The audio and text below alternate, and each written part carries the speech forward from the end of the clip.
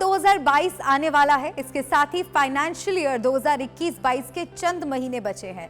ऐसे में अगर अभी तक आपने टैक्स सेविंग के लिए कोई निवेश नहीं किया है तो अगले 3 महीने में आप ये काम कर डालें। टैक्स सेविंग के लिए समय से पहले निवेश करना होता है और फिर इनकम टैक्स डिपार्टमेंट को निवेश से जुड़े दस्तावेज प्रूफ के तौर पर देने होते हैं। नमस्कार, आप देख रहे हैं मनी मंत्र, आपके साथ मैं हूं मलिका मल्होत्रा। आप तमाम सरकारी सेविंग स्कीम में निवेश करके टैक्स कटने से बचा सकते हैं। कई स्कीम्स में रिटर्न भी बेहतर मिलता है और टैक्स छूट की भी सुविधा मिलती है। साथ ही निवेश भी बिल्कुल सुरक्षित रहता है। सरकारी स्मॉल सेविंग स्कीम में एनएससी, सुकन्या समृद्धि योजना, पीपीएफ और एनपीएस शामिल हैं। पब्लिक प्रोविडेंट फंड यानी पीपीएफ इनकम टैक्स बचाने की सबसे बेहतर सरकारी स्कीम मानी जाती है। पीपीएफ में सालाना 1.5 लाख रुपए तक निवेश कर सकते हैं। पीपीएफ में निवेश पर सरकार गारंटी देती है, यानी पैसा नहीं डूबेगा।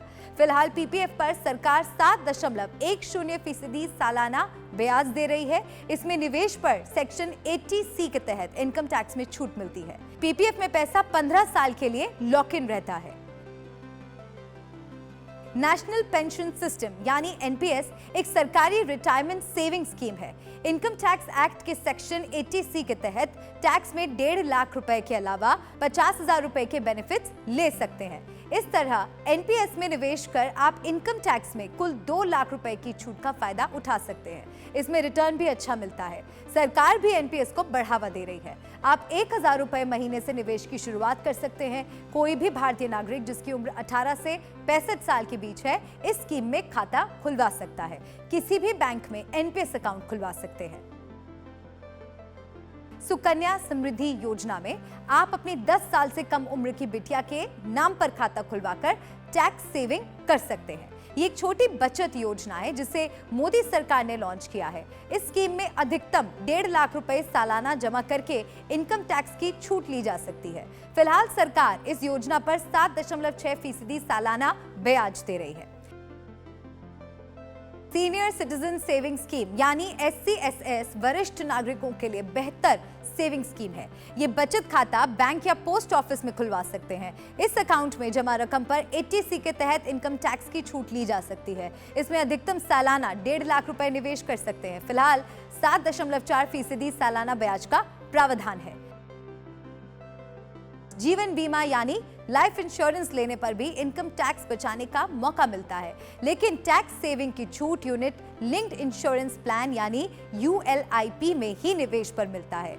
यूलिप में जाने वाला प्रीमियम 2.5 लाख रुपए से ज्यादा होने पर टैक्स छूट नहीं मिलेगी। मौजूदा इनकम टैक्स कानूनों के मुताबिक लाइफ इंश्योरेंस पॉलिसीज की मैच्योरिटी की रकम को सेक्शन 10D के तहत टैक्स से छूट हासिल होती है।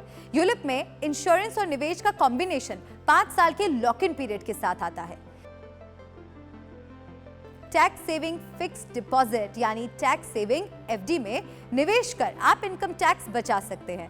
टैक्स सेविंग FD में निवेश 5 साल के लिए लॉक इन रहता है।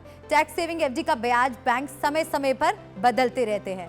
टैक्स सेविंग FD निवेश एक सुरक्षित और गारंटीड रिटर्न वाला विकल्प है। सालाना 1.5 लाख रुपए तक के फिक्स्ड डिपॉजिट पर 80C के तहत टैक्स छूट का लाभ ले सकते हैं।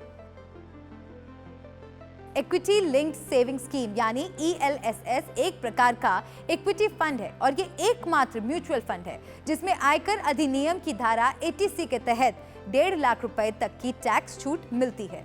ELSS में सालाना 1 लाख रुपए तक के रिटर्न पर टैक्स नहीं लगता है। ELSS में 3 साल की सबसे छोटी लॉक इन अवधि होती है जो कि सभी टैक्स बचाने वाले निवेश विकल्पों में से बेहतर है।